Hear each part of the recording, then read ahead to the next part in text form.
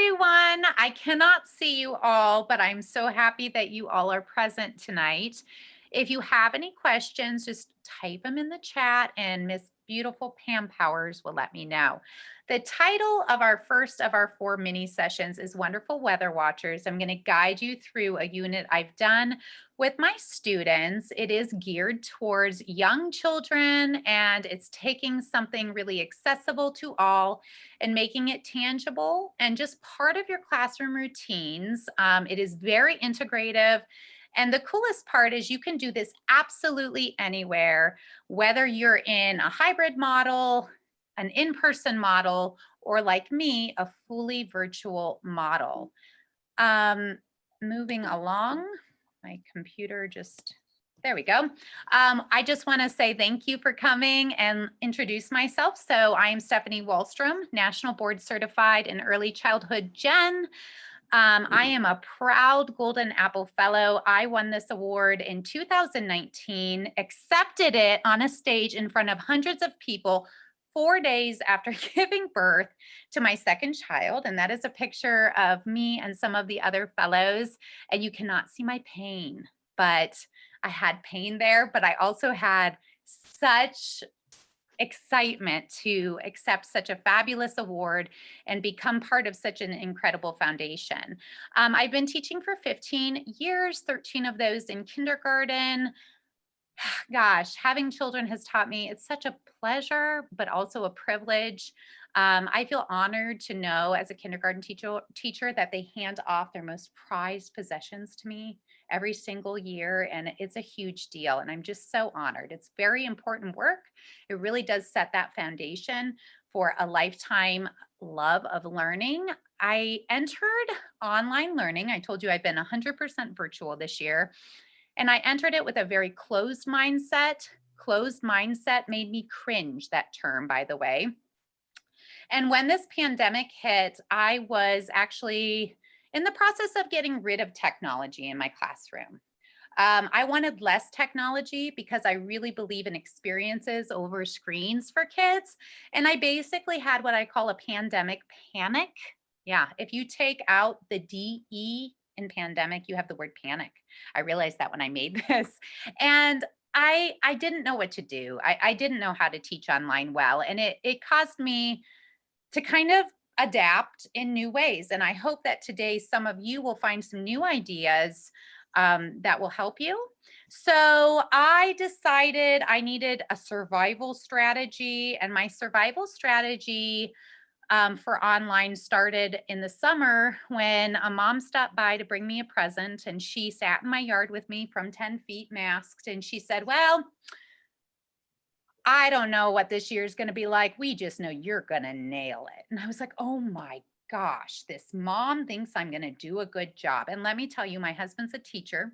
And we said all last year when the schools shut down and all at the beginning of this year, but before we started in the summer, there's a low bar to how good online learning can be. And that was the closed mindset I want to be very honest with you about, because when I kept saying that, I wasn't trying to innovate and think of ways it could work. And when the mom told me she was counting on me, I said, well, I'm going to have to figure this out. And I decided what's great about my teaching in the classroom, the hands on component. How can I make that happen in a virtual model? And so I decided home learning materials, I will take the hands on online. And so a lot of people may be saying, well, how are you going to do that during the pandemic? Well, operating under this framework, students do learn best by doing hands-on actual experiments, getting realia in their hands, knowing it's imperative for children. I'm just going to be sending some home learning kits. And so in the picture there, you actually see some learning kits that I did send. A lot of those materials I found, people donated, or I got a grant for. And since most hybrid models do integrate an online component right now, this really would adapt easily to any model. If you can do it online, trust me, you can do it in a real classroom. In addition, I just want to talk about why hands-on. Why is it so important to me? And you already know this.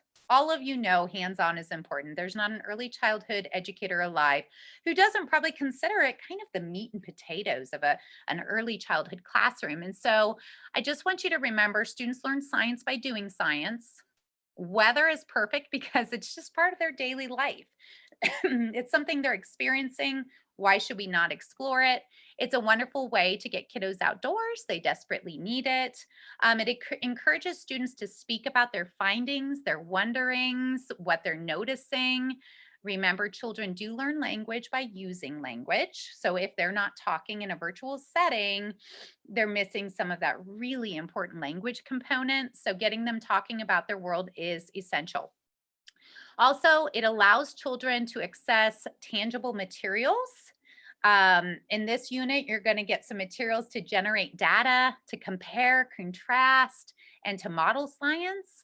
And the face-to-face nature of interacting and doing together is imperative to the relationship between the teacher and the student and the student and the student. How are they going to build rapport if they're not interacting, even in a virtual format? And so this has been a big part of building relationships in my class. And so something to remember, because some of you are like this, oh my gosh, well, if I haven't been sending home learning kits home, am I doing something wrong? Oh gosh, please don't throw the baby out with the bathwater. Each and every one of you is working so hard. And I want you to know, as an educator, I cheer you on, you inspire me, and I appreciate you. I see what you're doing. I hope today you take at least one thing you can use in your classroom with your students. But the things you're doing well, the slideshows, the seesaw, whatever it might be, please don't feel that this is to replace those things. I hope you get a little something extra. So, one other thing, and I'll get back to the story behind this picture because it's a very silly story that I love. I want everyone to remember in your model, whether it be virtual, hybrid, or in person, you really need to be good at evaluating what is within your control. There's so much you cannot control, things like internet, things like what's happening on the other side of the screen. You can't control those things. You can control how you react to them as an educator.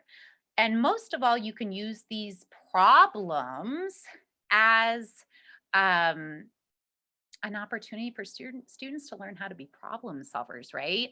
And so every day there's a problem in my virtual kindergarten. The kids are really good now at saying, look at the problem solving I did. I didn't have this and I did this. And it just makes my teacher heart melt every time because I'm like, oh my gosh, they're learning to problem solve. And it's really great. And we call problem solving one of our executive functioning skills, and it's going to help them in any situation in their whole life. We know we're preparing young children for a world that we can't understand yet because it's going to be so different when they're adults, right?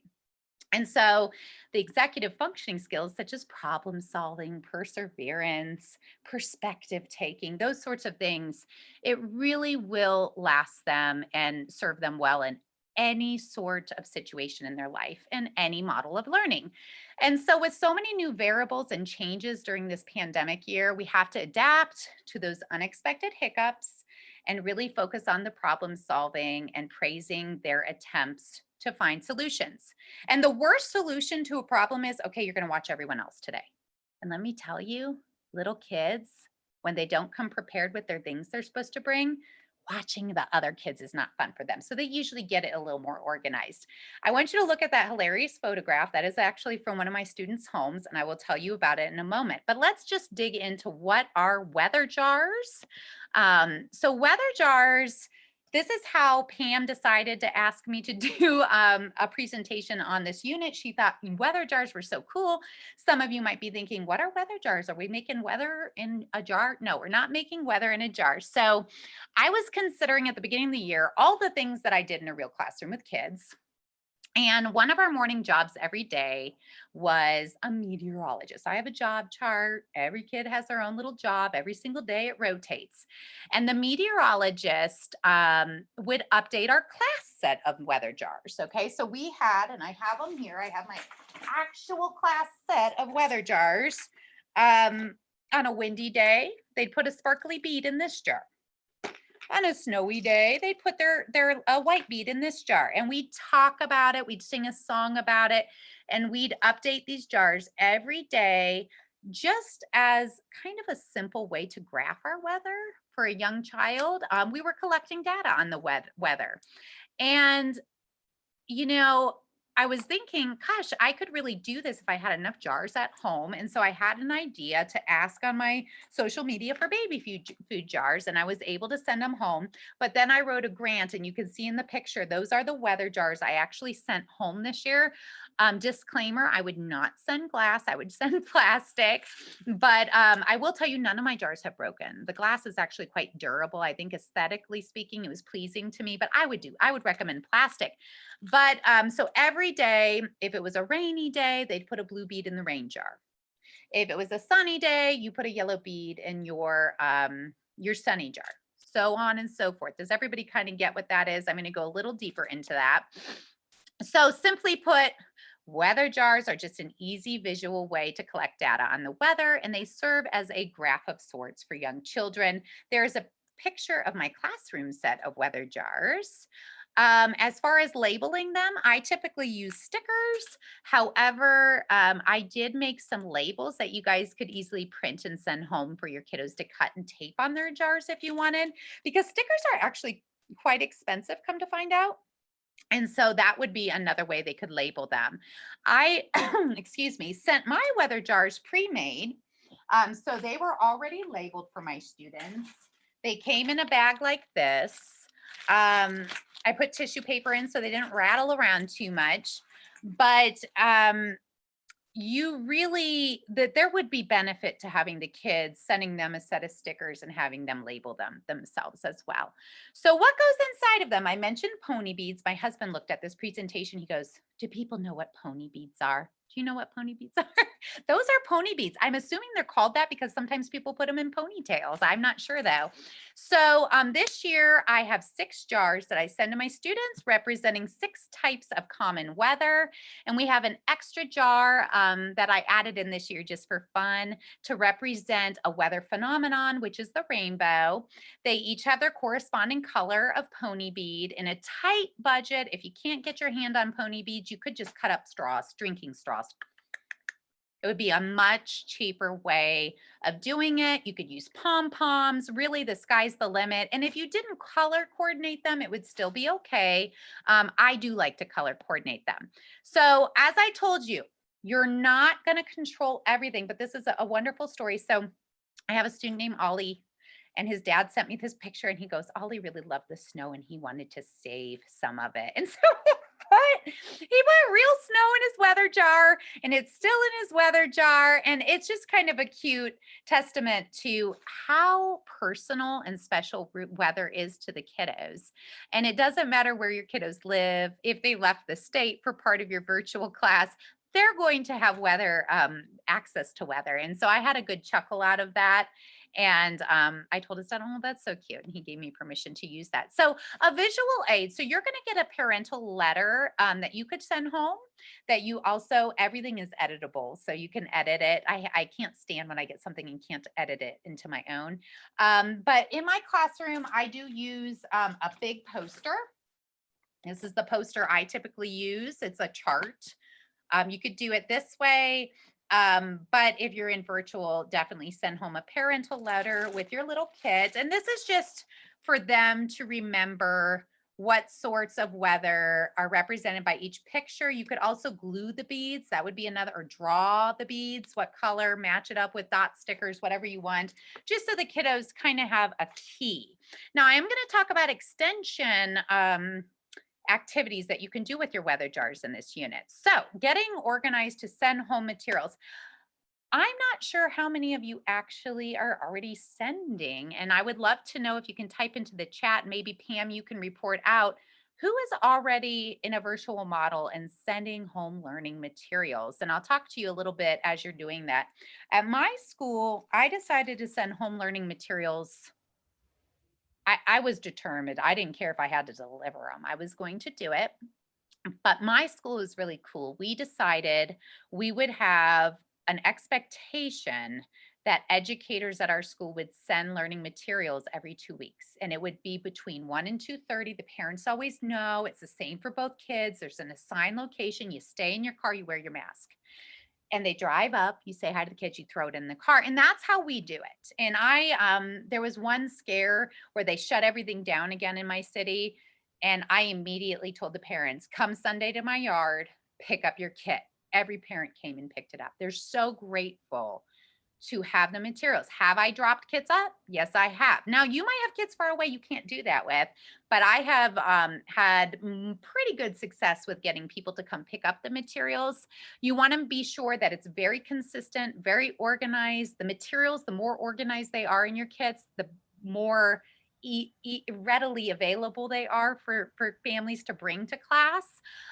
So one thing I do is I photograph the materials that my kids need daily, and I put it up on my Google Classroom. Some of you might not have a Google Classroom. You might have a website that's different, but wherever your kiddos go to learn what they're supposed to be doing, I just put up a photograph of what you need the next day. So every afternoon when I sign off, I lie everything on my bed, take a picture, post it to my classroom. They know what to bring.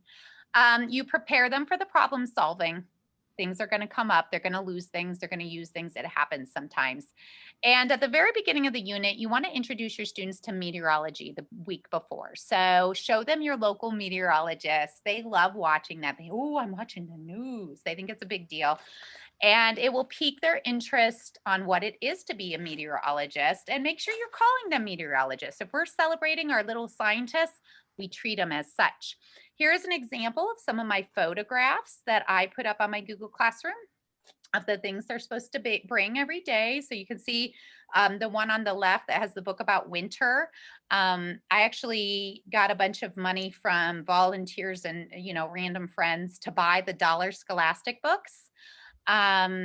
And that happened to be one of them. And so I was able to give everyone a copy. They also, one of the books I'm going to talk about today called Weather, that's another one that I was able to send. And that's great. Not everybody can do it, but if you ask your friends on your social media, anybody want to donate $20? I have 20 students. I'll buy them each a book one month. Trust me, I ended up getting like $400 from my friends that way, and some former families I knew. So people are awfully generous with teachers once you're not afraid to ask them for something. This is the weather book I just mentioned I sent, and I'm showing you my kit. And so my jars, I told you I prepared my jars before I sent them. And then the other thing they got was their little tiny bag, and their families helped them write the words and label them. And that was the leading book we read. It's called Weather. I love that book because it just has a lot of good information. I love how National Geographic Kids puts jokes throughout the whole book. My kids love the jokes in the book. And because they all had their own copy, we could read it together, and it was really fun. But I'm going to talk about some other books today as well. So the procedure, let's just go through the procedure. And I'm going to kind of pretend you're my kindergartners right now. So I apologize if you feel patronized, but you're my kindergartners now. Stephanie, before Yes. you start your book read, I just want to give you a little data on. Yeah, please. I asked you to. So about half of the group put in the chat box that in some way they're doing material pickups in interesting and different unique ways. Yeah. Great job, guys. And if you aren't, I'm sure you're doing fabulous things, and it might be something you want to consider. So I kind of run my classroom like a live television show. And last year when schools closed, we weren't allowed to send things home because we didn't know enough about COVID. And I found that the kids didn't really like just hearing me read. One thing, they already had been in school with me and knew how great real school was. And they were like, oh my gosh, this is just not as much fun. So I decided, okay, if they're doing something with me, if I'm the television host and I'm really engaging and fun, and they're doing something with me, maybe they'll get more out of it. And you know what? It's been incredibly successful for me. And so this is a procedure I do every day. It takes me 2 minutes of my morning. You're all going to get a book. This is your copy of my book that goes with a song I'm going to sing to you now. I did not write this song. It's by someone named Sherry Sloan. She's wonderful. It's her song. You're going to get a link to the YouTube song from her YouTube channel. So they have their little copy of the book. This is just a master. So you'd actually print this and slice it. Staple, staple, slice. It's really easy to put together. And so they follow along reading the song. Hopefully, if you're an early childhood educator, you've used songbooks with children. Children memorize song very well and very easily and very quickly, which is why songs are so great in helping children build language and reading skills. And there's a lot of ways we use this weather book. So in the morning, I choose a meteorologist. We all go to our windows, we look out, and then we come back for a report out. And as we're doing that, we sing our song, and I hold up my songbook and we do it together. The song is "What is the Weather Today?" And I'm going to sing it to you now. So it goes like this. What is the weather today? What is the weather today? What is the weather today? Let's go look and see. Will it be sunny or cloudy? Will it be rainy or snowy? Will it be warm or windy? What is the weather today? And what's great is this song goes through every weather word, spelling them. And the kids all have memorized how to spell their weather words. So when they report out, if you've sung this whole song again and again, they can actually just sing the verse to you. It is S-U-N-N-Y, S-U-N-N-Y, S-U-N-N-Y. The weather is sunny today. And then we go to rainy. It is R-A-I-N-Y, R-A-I-N-Y, R-A-I-N-Y. The weather is rainy today. It is C-L-O-U-D-Y, C-L-O-U-D-Y, C-L-O-U-D-Y. The weather is cloudy today. It is W-I-N-D-Y, W-I-N-D-Y, W-I-N-D-Y. The weather is windy today. It is S-N-O-W-Y, S-N-O-W-Y, S-N-O-W-Y. The weather is snowy today. What is the weather today? What is the weather today? What is the weather today? Let's go look and see. And that is my song that we sing every morning. And the kids are at the point where I can call on one and they say it's C-L-O-U-D-Y. Or they might sing it. In my classroom, I have my big book along with a CD with one track in the back. And they can actually put it in the CD player and read and point to the words and sing along with it. Big books in classrooms and songbooks are very good for language and very good for literacy. So there are many follow-up activities, and I'm going to kind of guide you through some other things. So how do we integrate other things into this unit? Okay, you told me about weather jar stuff. That's going to take 2 minutes. What else you got for me? Well, so one of the things I've done, just integrating a lot of different fun texts. One of the texts here, and in our grant opportunity, you get to kind of choose your book. You don't have to buy a specific book. I am going to talk about a few different books that I love. One of them, the most rare, is called The Rainbow Goblins. I would be floored if anybody in here has actually read that book. It is actually a tale about the legend of why the rainbow doesn't touch the ground. And it's a beautiful story. And it's something that a lot of people don't know about, but it's like a book that my kids love so much every year. So I wanted to bring it up.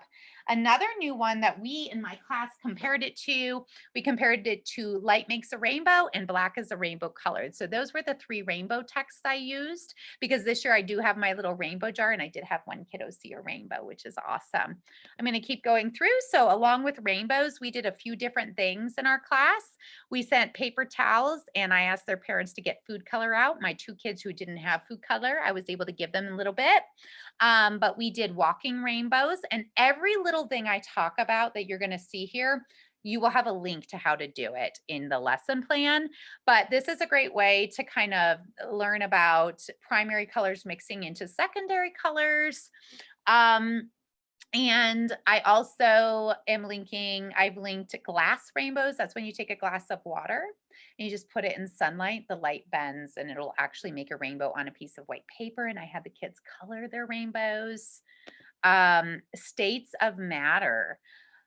Um, One of the easiest things I've done with kids, getting ice cubes out and doing ice cube experiments with them, watching an ice cube melt. And it's so interesting. Last night I was doing the dishes, I was loading the dishwasher, and my son watched me put one of those little tablets in my dishwasher and he goes, "Mama, when that goes in the dishwasher, does it just melt in the water?" And I said, "Actually, the word is dissolve."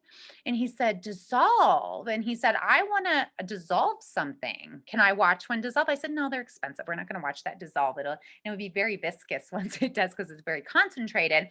But we got out a peppermint and put it in water and we watched it dissolve. And then we watched an ice cube melt, and you can even, and it was a great opportunity for me to teach him, when something dissolves, you're just watching the molecules go into a solvent and break apart. And when something melts, it's changing from a solid to a liquid. And then another thing, thaw. Take something out of a freezer. If you're in real school, let the kids watch something thaw. These are really big words that young kiddos really get mixed up with: dissolve, melt, thaw, all of those words. Another thing I've linked is non-Newtonian fluid. Some of you might have heard of it as oobleck. I call it non-Newtonian fluid because you know what? I always call things by their correct term. And that's just cornstarch and water. And if you're not aware, when you mix cornstarch and water at about a 1-to-2 ratio, cornstarch to water, you make a liquid, a non-Newtonian fluid that behaves both like a liquid and a solid, dependent on how you touch it and play with it. We did that. I just sent baggies with a quarter. I know it's weird, a baggie of cornstarch. I said, "But what is this?" The parents must have said, but cornstarch to the kids, and they made oobleck or non-Newtonian fluid in their home and got to play with it. It was a wonderful thing to do, talking about liquids and solids, and especially after doing our melting an ice cube. Integrating math. If you've ever been to a great math workshop, advantage math training, even our golden apple trainings, you know very well that counting collections is a big part of an early childhood classroom. Children gain number sense by counting real objects. And so when you're doing your weather jars, I want you to remember you're creating counting collections for these kids. Pull out your sunny jar, pull out your rainy jar. How many more sunny days have we had than rainy days? Now let's see, what is the difference between the amount of beads in your windy jar and the amount of beads in your snowy jar? How many days total have we tracked weather? How would you figure that out? There's a million different things you can do with these jars because all of a sudden they're making counting collections. They're collecting data. They have something tangible to touch and count. And that is really important. Sometimes we forget a day and then we're like, "Oh, we have to do it for yesterday too. So that's going to be double." And it's just wonderful. I'm showing you a very simple graph. I used the labels and we just kind of compared. After day 10, after 2 weeks of this, it's great to give them a graph, just simple graph paper. I want you to color your bar graph. If you have older kids, of course, you could make it much harder. I also, talking about snow, learning about crystals, and of course, symmetry and snowflakes. Those are snowflakes made by a kindergarten. Just kidding. My husband made those snowflakes. But I did link a really great lesson on how to do that using coffee filters, another really cheap material you can send in your home learning kits. And also just comparing the amount of rain. We live here in the desert, if you're in New Mexico, to another place like Manaus, Brazil. I actually did link a place where you can track their daily rainfall. My students love learning about the Amazon rainforest. And in Manaus, they get 118.1 inches on average per year, whereas here in Albuquerque, we get 9.5. I do love rain. I wish we got a little more. So, I want you to also know a rain gauge. If you don't want to look it up every day, this is a wonderful home project. Super cheap and easy. You need a bottle. I do think it's good to have an adult help with a rain gauge because the plastic can be sharp. And I did link rain gauge. And then you could go to the Rainforest website that I've linked in the lesson plan and compare daily. Oh my gosh, we've had 0 inches again. And look at them over in Manaus. It's going crazy over there. And I did not want to click that. I just accidentally, I might have pulled up that, but let's see. So let's talk a little bit about my weather song. I just didn't mean to do that. I'm sorry.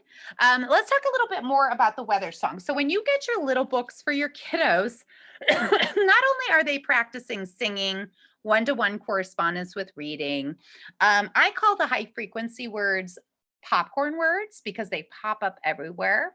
We butter them with a yellow highlighter.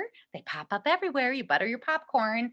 And, we do a lot with foundations. We use a program called Foundations where you find digraphs. You might find your welded sounds and do different things to them. So we do word searches and stuff in this.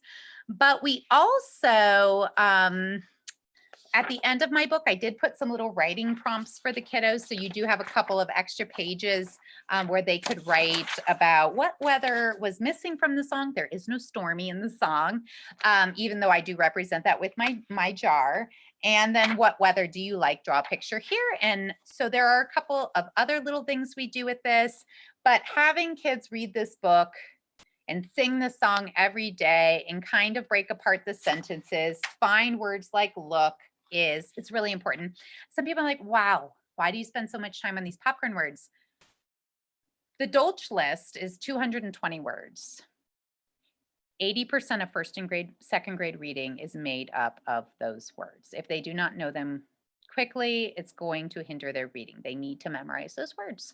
And so, and if you do want to make a big book teacher copy, I did it simply by typing out the song, and I got a cheap bulletin board set at a dollar store and cut it up and pasted. That's how I did that. And if you're artistic, you could also do it that way, and that would work just fine. So learning about seasons, I thought it would be weird to talk about early childhood and not mention seasons. I definitely would take a moment to make sure you're discussing the correlation between the seasons and the weather. This is an oldie and a goodie, A Tree for All Seasons. I love it. It takes you through the journey of a year with the oak tree. And we do the same book very simply about the seasons, just using an apple tree instead. And it's very easy. And that's how my EA prepped it to send it home. I do have an assistant. I'm very lucky for that. And that's another fun thing. Just make sure you do something about the seasons. And I'm just curious, where do you think the rainiest place on planet Earth is? Just go ahead and type that in the chat. I'm curious what you think.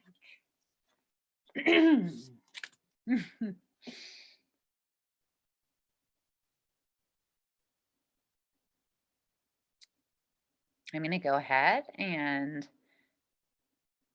move forward in my slideshow. So Masiranam, India is typically the rainiest place on planet Earth with an average of about 467 inches of rainfall per year. And you don't have to talk about only the rainiest places though. Cooper Pedy, Australia, an opal mining town. So hot in the summer, over 120 degrees. Almost all of them live underground. The Antarctic is eternally interesting to any young child, very appealing to them because they have no trees there. It's so cold. Nobody lives there unless they're touring or doing science. But what I want you to take away from this part is there is nothing you can teach a child where you can't study geography. And children, whatever you're teaching, I believe you should be learning about other places and other people. So please take an opportunity to say to your kids, well, what kind of weather? Where do you want to learn about? And don't feel like you can't learn with them. I know so many teachers who feel like if they don't go to their class with all the knowledge in the world, that they can't teach about it. Learn with them. The most important things your students can ever get from you, being a critical thinker. It will serve them so well. And they need to watch you find information because you know what? You need to teach them how to find good information. That's our job, is to teach them how to think, not what to think. And when they don't know an answer, how do they find it? And learning about other places and other people is honestly the best thing in the world for them. And so any unit you do, including weather, take a moment, learn about a new place, any unit you're doing. I encourage you to do so. Wind painting. I teach art weekly. I do an artist study. And one of the things when we were studying wind socks are great. You need your kids. Wind chimes would be fun to make with kiddos. I did not do that this year. However, we would just look at the branches and we talk about that. Well, are the branches moving today? How do we know it's windy? And sometimes my kids will say it's windy. And I'm like, well, how do you know? I don't know. Well, go look again. Look at the trees. Are they moving? Are they still? And so one of the things that we did was we just did cactus silhouette painting. So I told the children, if you live in New Mexico, you know how beautiful it is, right? There's not a child who lives here who has not seen a beautiful sky with every cotton candy color because it's such a beautiful state. And so we close our eyes and we think about the most beautiful sky we've ever seen. And then we paint it with watercolors. And then they took really concentrated, viscous black watercolor paint and they made little puddles and they just blew through the straw and made their little branches. And it was really fun. And it was a new painting experience. And I don't think you can ever go wrong. And the kiddos love it every time I do any art. And so now I'm going to go into materials because some of you are like, well, there's a grant opportunity. But what if I want every book Miss Steph showed? Or what if I don't know how to get materials for other units I want to send home? I want you to know we have Golden Apple mini grants you're going to learn more about in just a minute here. But a little secret about me, I have had, I think, 70 grants funded on donorschoose.org. Tens and thousands of dollars. I have trained countless teachers across the state how to write grants on Donors Choose. They are the easiest grants to write because they're very quick and you're speaking to the general public. You're not really writing to, it's just, so it's a great opportunity if you ever need materials for your kits. You can just go to Donors Choose and it's pretty commonly successful. I suggest also just asking your friends. I put up on my Facebook all the time. So I actually, when I hand out materials, I dress up in a costume because my kids are new to school and they were going to see me in a face mask. And I didn't want to look like a surgeon. I wanted to look like a fun kindergarten teacher. So the first time I dressed as Wonder Woman. The second time I rode a dinosaur, one of those inflatable costumes. I always dress up and it's been really fun for me. So definitely when they come is really fun and you have a good time just handing out the materials to them. So just a thought. But if you ask your friends or go to your social media, I asked everyone, I said, I need bags, gift bags, because I want to present their materials like a gift every time. Hundreds of gift bags were left on my porch. And when I ran out of them, I started using plain old paper bags. That's okay too. Next Door Neighbor app is an app that's common for people to ask for things too. Any social media, just reuse things, save jars. If you can't do weather jars and get access, just save some jars. Ask your families. You could ask your parents, say, could you save a set of weather jars for your kids? Because we're going to be doing a project, so you can put it on the families if you need to. Here in New Mexico, there's a great Facebook group called Buy Nothing New Mexico. And I get stuff for my kids all the time. I just picked up like 2,000 Triceratops erasers. I know. This woman went crazy at a Target sale and I was like, wow, she doesn't want those erasers. I'll take those. And just improvise with less expensive materials is kind of your last resort. Cutting up the straws or just using what you have.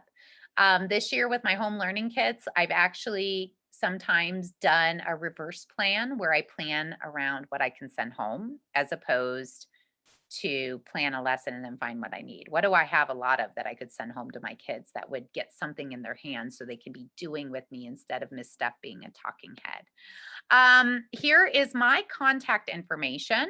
If anybody has any questions or anything, that's kind of all I have for you. But I do hope that one of the ideas that I showed you tonight and talked about is something that you feel maybe you could do with your kiddos. Doing all of it might not be available to you, but what can you take away? And I hope that there's something useful to you and you're inspired to try to do more of the hands-on with them. And now I would love to hear if anyone has any questions. Gurpreet. I am so happy that I decided to join the session. Like, I've been kind of stuck because we have mini sessions of like 3 groups of 10. And so it's obviously not too late to start the jars now because we're going through like the snowy to windy to gusty transition. I'm here in Canada, in Ontario, and so we don't get the cactus, but all the more like, so it's obviously not too late to start and integrating because we've talked about all these concepts, and I find like it's so difficult because here it's all play based and it's a different curriculum, right? And even your idea about the popcorn words being buttered, I've never heard of it. And so like I've heard of popcorn words, but like buttering it, like I'm so excited. I love it. Thank you so much. Thank you, Gurpreet. And look at that beautiful hair. Oh, you are so cute. And Gurpreet, I did send highlighters home. One of my kids early on in the year highlighters, and I told them, I said, and I put them in a little baggie along with a tiny little paper called a pocket popcorn word chart, so that they actually had a little resource with them when we were looking through to do that with. And the highlighters were donated to me from someone. So highlighters are a good thing to send home. And the kids feel like they're in college. If you tell them, well, these are what college students use in their textbooks, they're like, oh, that's cool. So I'm glad you could take something from it. And Pam, excuse me, I can't see everyone. So if you see a hand or a question, you can type it into the chat. So Hilda said it's not a question, but more of a, I'm ready to try some of the activities in my classroom. Thank you for providing excellent information. Yeah, there's so many ideas here that it's terrific. And some of you came in a little bit later than others, but I just want to reiterate that all the materials that Stephanie provided, like for example, her whole PowerPoint presentation, the song book, the stickers she created, or the little labels for the jars, all these different pieces are going to be available in our resources online on the website for Golden Apple. We'll also upload this recording, and so you'll be able to see it again if you'd like. Anna says, when you are in the classroom, does each student get a jar, or is there just one class set? I was wondering that too, Stephanie. When I was in a real classroom before the pandemic, it was one job a day and we had one class set. And we shared it. It was over by our calendar. And this actually was an idea I saw from one of my mentors. She had these little weather jars. And I thought, oh my gosh, that was so cute how they track the weather every day. You know how everything wonderful I've learned from another wonderful teacher like you guys. So I think that's the beauty in these sorts of mini sessions is here are some of my ideas. And I haven't had a lot of opportunities to hear about what other people send in their kits. So it's kind of special to be like, here's what I'm sending in my kits. Is there anything you'd like to do? I mean, the walking rainbows, the non-Newtonian fluid. I mean, we're talking about cornstarch. The kids need cornstarch and water. You can get a tub of cornstarch for so cheap. If you do that, be forewarned though, if they just dump all the water in, it might be too runny and too low of a viscosity. So you definitely, and I did link every single YouTube, a quick appropriate YouTube video for some of the things that maybe you're like, well, how do I do the water walking? Or how do I do the rainbow with the glass and the sunlight? How do I do that? You have in the lesson plan a link to anything that I didn't explicitly teach you how to do today. So that that'll be really easy. And you could even just put it up on your classroom website or present it during one of your virtual sessions. Are there any other questions, Pam? Because I was going to say something else, but first I want to make sure there aren't any pending questions. Lori says she's looking forward to implementing some of these ideas as well. My question actually to the group is, have any of you did I can't speak English very well, sorry. Have any of you done anything somewhat similar to this. Like, as Stephanie said, some of the best ways that we create new lessons is that we catapult or we piggyback off of lessons that we hear somebody else doing. So is there anything that any of you have done, that you might want to share? You can type it in the chat box that has to do with helping these young scientists bloom like this. So while they're putting that in the chat box, Stephanie, why don't you go ahead and say what you were going to say? Oh, just if you write a mini grant, I think some of the items it would cover would be jars, a book of your choice. And I'm going to give you a place that you can buy books that will keep money in New Mexico for us. A bookshop that you can order online and have any book delivered to you. Also stickers, but you could be on a budget. If you're on a budget, it might be cheaper not to do the stickers and to just print the color labels, although you would need color ink. And the beads. And I wanted to show you for rainbow. I did find some rainbowy beads. There's a million different varieties of these. And one of the reasons I did rainbow was I wanted the kids to remember to look. So much we miss in this world because we just don't look. And so I always want that to keep that kind of investigatory nature in my students, where it's important to go outside and wonder and look. And I would highly recommend, if you can, to be outside when you start this unit so you can actually experience the weather, if it's weather permitting, of course. When I began this unit, it was still cold, and we got so lucky because we had a ton of snow. There were so many discussions about snow and so much, okay, we're going to stop a little early. You're going to go outside and explore the snow. If you can make part of your learning in your day outdoors, that's awesome. And some of you might also be wondering, how long are you with students online a day, face to face? Anybody wondering about that? And I would like to talk about that a little bit.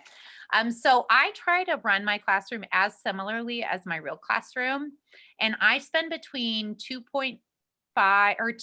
hours and 15 minutes and 3.5 hours live face-to-face daily with my students. What I don't do, I don't assign much as asynchronous. That meaning, if I assign something asynchronous, it's like, okay, I want you to sing your song to your parents right now, or to somebody in your house, your stuffed animal, whatever, or tonight, read it to them. It's never something where they have to go online and do something totally different. Sometimes I use a seesaw platform for kids to upload photos or videos if they need to tell me something. But most of my instruction is live face to face, because then I know they're doing something and they're getting something out of it. And I have had almost 100% attendance this year. Like, my kids don't miss class. They're bored, guys. These kids are bored. Having a smiling face and a spunky teacher who's willing to play with them and have a good time face to face online with them, they love it. They say, what are we going to do today? They get to come with materials from their kit that they're like, what's this? What are we doing with this? This is exciting. This is mine. They feel like they're really students because they have stuff to do instead of just the TV show. They need the TV show with the do. And when I started online, someone told me, well, Mr. Rogers, and I was like, oh yeah, that's setting the bar high. But you know what Mr. Rogers couldn't do? He couldn't send home learning kits, and I can. And you can make it really fun if you're willing to, and so I said between 3 hours. I work a 6.5 hour day. I have office hours, I have emails, I have face-to-face small group, reading groups, things like that. But I don't have to spend a lot of time making videos to upload for kids to do, making slide presentations, because it's all face-to-face live. At my house, my husband's a teacher. When I try to present videos, it often does not go very well because of our bandwidth issues. And so this is a way that I've kind of been able to go around some of my own tech issues I had, was just, oh, we're just going to be like live miss stuff, and we're going to do stuff together. And it actually works really well. And if you can get good things like whiteboards to kids, I've got those through Donors Choose. I got them all Reckon Recs or arithmetic racks. I got them all magnetic 10 frame boards. They can hold up their answer that way for math. Some of those things that you can get through grants and send home. Oh, so great. Yoga mats. I sent them all yoga mats as well. Wonderful things. And if you are in a hybrid model, you can still do it exactly the same. They just bring their stuff with them to school. Does that make sense? Yep. Hey, Stephanie, those are all great. This is fabulous. I want to go through because when we asked what are some similar things, we have quite a few responses. So Lisa says, I do science project Fridays. The favorite is lemon volcanoes. Barbara said, I sent home materials for terrariums and we built them together. They're loving them. That's so cool. Lori says, I've used jars before using marbles as a positive behavior reinforcement tool. Lisa has a question. What was the Facebook page for purchasing cheap items? No cut, or what is it? No, what is it called? Buy Nothing, New Mexico. Yeah. And the one I'm part of is Buy Nothing Central New Mexico, but apparently there are multiple groups around the state. And if you do Buy Nothing New Mexico, porch pickups. So people photograph what they don't want and you pick it up off their porch. And you can also say looking for this, and you could get baby food jars. Baby food jars are what I used in the past for this project. And that would work really well for this. So that's where I go for some things. And often somebody's giving something away and I'm like, oh, I know I can find a way to use that, even if wasn't planning to send it home. I mean, if you're sending tangible items, you're going to have to sometimes be like, well, what do I have a lot of? What can I get rid of? And I'm so excited about the lemon volcanoes. I'm going to remember that and take that idea. So thank you. Here's some more. So Heather said, I do a monthly theme for special days and provide materials, unicorns, glow in the dark, hot chocolate, monster, superhero, and we do science experiments related to that topic. Jamie says, when learning about the sun, the shadows, I sent home a card, popsicle stick, and modeling clay. We made sundials. In the morning, we went outside and marked where the shadow from the stick was on the card, and then went back outside a while later and discussed what we noticed. Another, let's see, MYP68, use a ball, any ball that bounces. All students have a ball in their home. If not, provide one to collect data, grades 6 through 8, or to learn to count younger as they collect data. The number of bounces that happen becomes the data collected. Go on from there to graphing. I love it. And then Pam, balloons work really well for that too. I played that game with the balloons. Great. We just have to be careful of latex, right? Latex. Yeah, you have to know your audience. And even with the cornstarch, guys, you should tell your parents if you're sending something potentially hazardous. One of the things we did, we made catapults to shoot snowballs with. And I sent a ton of bamboo skewers, those things. I'm like, nobody can impale themselves. So every parent is going to go in and snip the tips. And they did it. They'll do it if you tell them. Or the cornstarch could technically, I mean, if a kid chugged it, be a choking hazard. So you definitely want to know your audience. You know your students. So Stephanie, we are about to the end of our time. And so I want to give everyone a chance to hear about the way to get all of the materials that you list and suggest. So thanks to our partners with Intel, Intel is going to provide up to potentially 7 grants to teachers in New Mexico to help provide them with all the materials that Stephanie suggests through tonight, through next week, the week after, because we have 4 sessions. And so the grant will be a sort of flash grant. We're designing it so it is simplistic in nature, but there are different ways that you will get what we call priority points on the grant.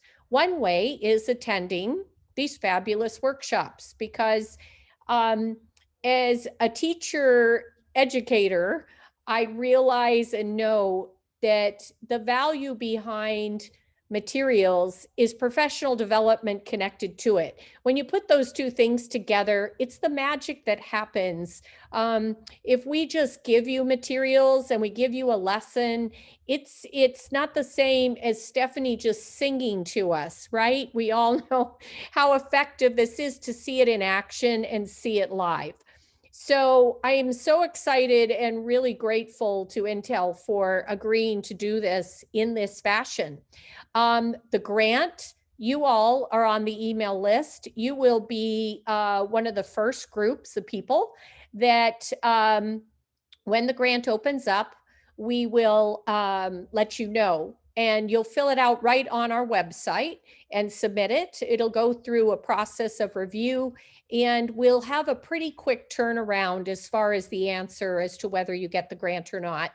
The grant announcements won't happen till we finish our complete workshop. So it's going to be towards the end of March that the grant will either be ready to go or close out. It's just a matter how fast we can get it together and get it put up there for you.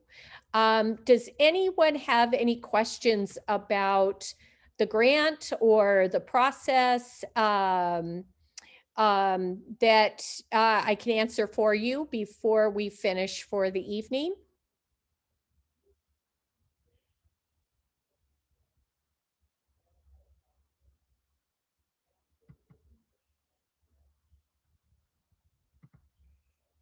Well, I just want to take one more opportunity to somebody's asking, how quickly will the resources be posted?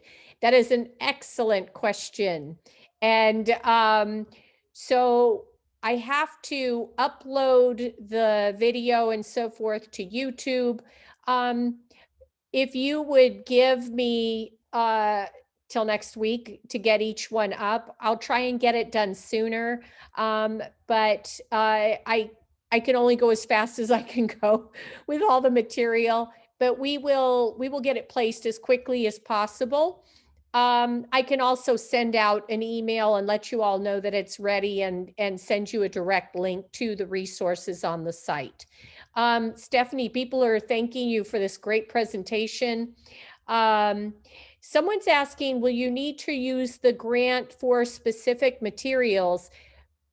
Yes and no. The focus of the grant, when you write it, there'll be a place for you to write a paragraph, an essay around the grant is called Let's Do Science.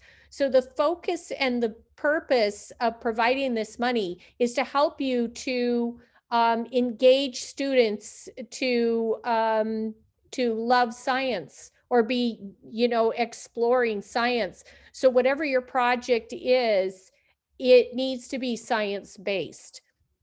We did it in this fashion to help kind of guide a quick grant because it's really fun to go to professional development, but it's not so fun if you see all these great things and you say, I don't have the money to make sure that every single student has their jars, their pony beads, has their book, because in every one of these workshops, Stephanie has amazing books, not to mention all of the cross-curricular that goes on in these. It's amazing. So if you just demonstrate in the way you write the grant that you are going to implement activities that are such as the ones that you learned within it, you're good. If you are talking directly to the Let's Do Science professional development learning experiences with Stephanie over the next 4 weeks, probably a bigger bonus and a draw because we know you've made the connection between the two. Yeah, Stephanie, go ahead. There was one question I wanted to make sure I wanted to answer that I noticed kind of get mixed in that we missed. And it was about how many days you keep the weather jars going. So in my real classroom, because it's only one set of jars, we do it every day the whole year. But in the home jars, I would eventually end it because they're not going to have hundreds of every color unless you buy a ton of beads. And so for me, when we run out of bees, I'm going to tell them if you want to keep doing weather jars in your house, you might have to find some other things to keep in your jars, but your jars will not fill up in the year. I mean, though, even the baby food jars, the beads are so small, you can fit a ton of them in there. So FYI, and I wanted to comment on the terrariums. I'm so inspired. You're a person of my heart, whoever did the terrariums. At the beginning of the year, I have stick insects, walking sticks, and they breed like crazy because the women are amazing and clone themselves. They don't need a man. They're hilarious. They crack me up. And so I had stick bugs coming out of my ears. And so I made terrariums in jars, and my students got to pick up some class pets from my house. And so they all have their own little stick insect. And so I think that's so great that you did that. And it reminded me that I wanted to talk about that. Not that it applies to weather, but the sky's the limit. If you have a lot of something, even bugs, you can send it. Mealworms, you can get those very cheap at a pet store. If you want to learn about metamorphosis, great way to watch them go through their life cycle to become beetles eventually. A lot of you probably know that, but if you don't, one of the cheapest things you could buy. So, and very easy to send home and care for. And I want you to know that you all inspired me with your ideas. So that was not something I was expecting today, to get new ideas for myself, but thank you for that. Well, thank you, Stephanie. Thank you so much for all this great information. And we'll see you all next week. Stephanie, what's coming next week? Let's give them a preview. Well, I am going to be teaching you about how I teach the animal kingdom. We're going to be doing some biology, learning about animal adaptations and how kiddos can create their own little species of animals. And I'm going to teach you how to teach them about pollination. Because we're not just talking about one animal, we're going to be talking about the whole animal kingdom. And pollination is one of my favorite things to model scientifically with students. And it's a pretty fun and yummy little experiment. And the first time I ever taught about pollination, I had a college biology teacher. And she tells me, Steph, I think the college kids could use your lesson, which made me feel really good. I was like, oh yeah, the kids are really getting the pollination. And so I'm going to be teaching you about how I get kids excited about animals. And I think animals are in biology in general is the best way to get kids interested in science, because there's some freaky facts that we all love about animals, and you could do it forever. It's kind of an ongoing thing. I never stopped teaching them about animals, and I never stopped learning about them. So I hope to see you next week for another quick presentation. I appreciate you all from the bottom of my heart. You're wonderful. Thanks, Stephanie.